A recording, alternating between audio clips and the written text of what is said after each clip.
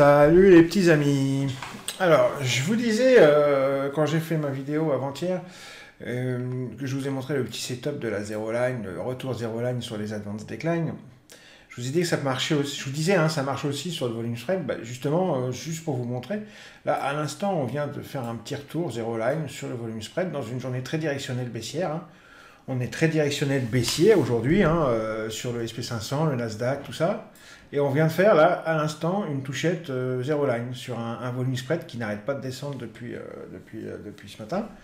On vient de faire touchette volume spread sur niveau, parce que ça s'est produit ici sur single print, d'accord, avec grosse absorption des ventes au marché. Je vais vous montrer sur Bookmap. Voilà. Paf! Grosse absorption, tata. Retour Zero Line. Même avec le volume spread, vous voyez, ça marche très bien. Et pourtant, c'est ultra contrarien parce qu'on est dans une journée ultra baissière. Là.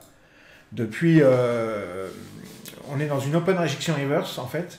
C'est-à-dire qu'on a ouvert haussier, mais c'était pas une hausse pour monter, quoi. C'était une hausse pour un petit peu lessiver quelques vendeurs retardataires d'hier. Et hop, on rejette et on fait un reverse et on retourne dans le sens initial d'hier, vendeur. Donc c'est une belle journée de premier jour du mois avec un flow directionnel comme on aime. Voilà.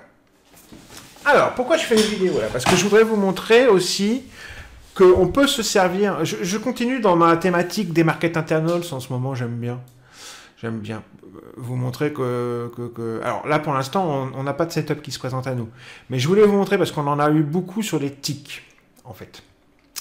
Les ticks... On peut les utiliser de plusieurs manières. Dans les journées directionnelles comme ça, et dans les ranges. Et il y a plusieurs manières de se servir des ticks. Regardez, on peut s'en servir de manière contrarienne également, comme le setup du Zero Line. Quand les ticks viennent toucher soit les plus 800, plus 1002 dans des journées haussières, soit quand ils viennent toucher les moins 800, moins 1002 dans les journées baissières. Quand ils viennent dans ces zones-là, on peut... Si on arrive sur niveau et qu'on a un autre signal, par exemple dans le footprint, on peut fader, c'est-à-dire faire un scalp contrarien. Et ça s'est présenté toute la journée. Là. À chaque fois qu'on est touché les moins 800, moins 1000, moins 1200, bam, on pouvait faire un contrarien. Paf, paf. À chaque fois qu'il y a un rectangle bleu, là, vertical, comme ça, c'est qu'on a été sur les ticks, regardez, je vous montre, c'est qu'on a été sur les ticks, touché entre moins 800 et moins 1200, ici, ok, et moins 1000. Donc à chaque fois qu'on fait ça, si en plus on est sur niveau et qu'on a d'autres petits signaux, soit dans une pattern order flow dans Bookmap, soit dans le footprint, on peut rentrer contrarien. Et j'aurais bien aimé vous faire un... Parce que moi, ma journée est faite, hein, j'ai fait un scalp, ou deux, je sais plus, deux ou trois. J'ai fait 700 balles sur le Nasdaq. Journée faite, hein, je vais pas me prendre la tête. Et j'aurais voulu, donc puisque ma journée est faite, en profiter pour vous montrer un petit setup en direct live, comme ça. Alors je vais attendre, j'espère que les prix vont redescendre, et que, ou ils vont monter très fort, et qu'on va se présenter dans une zone, soit les plus 800, plus 1000, soit les moins 800, moins 1000. Dans ces cas-là, je reviendrai, je brancherai la caméra à nouveau, et je vous montrerai qu'on peut faire du contrarien avec les ticks. C'est comme ça que Thierry, par exemple, Thierry Le Gaufre, les utilise. C'est comme ça qu'il adore les utiliser. On peut les utiliser de plein de manières différentes, les ticks. Hein. Il n'y a pas que cette manière-là, d'accord? Attention, je ne dis pas qu'il n'y a que cette manière-là, mais c'est une des manières avec laquelle on peut travailler les ticks. D'accord? Allez.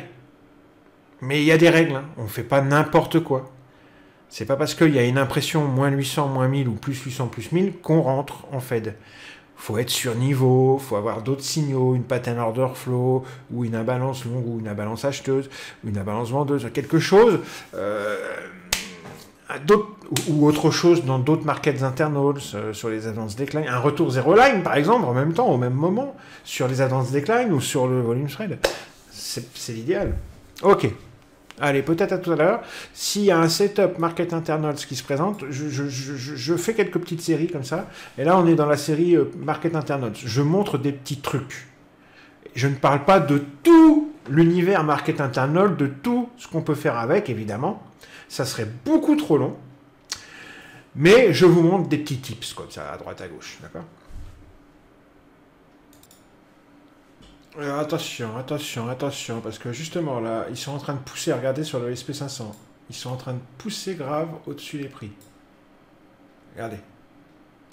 Et là, voilà, poum, impression moins 800 sur les ticks. Ok, attention. On arrive sur VP30. Ok, super. Regardez le footprint. On est sur VP30, impression moins 800. Ils poussent, ils poussent, ils poussent. Si jamais eux, ils se retirent en plus, attention, quand les ticks vont remonter, quand l'action des prix va remonter,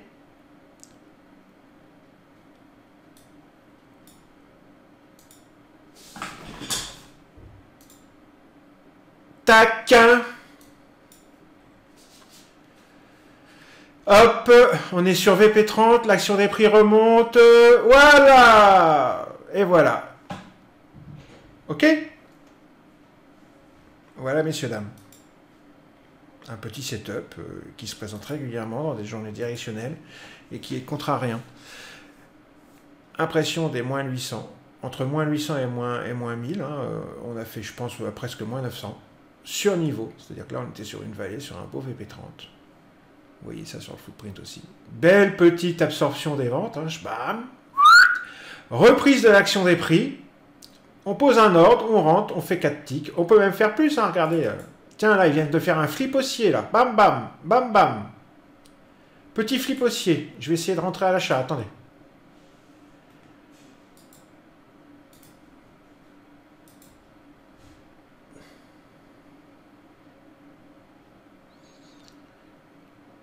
Ouais, il est un petit peu raté, mais c'est pas perdu.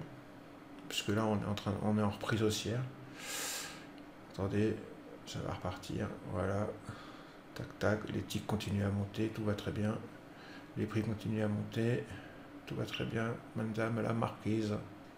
Tout va très bien, madame la marquise. Voilà, regardez, c'est bon. Voilà, regardez ça. Allez, je vais faire mes autres 4 ticks, là.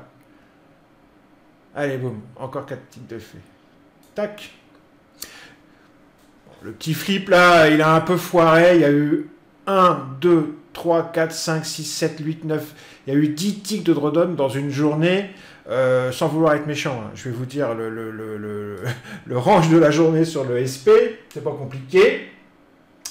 Le range du SP, alors on est à 100 ticks de range, hein, sur le SP. Hein, donc 10 ticks, ça va. 10 ticks de drawdown, ça va. Bon, désolé pour le petit flip haussier, je me suis peut-être un petit peu emballé, mais c'était pas vraiment un flip haussier.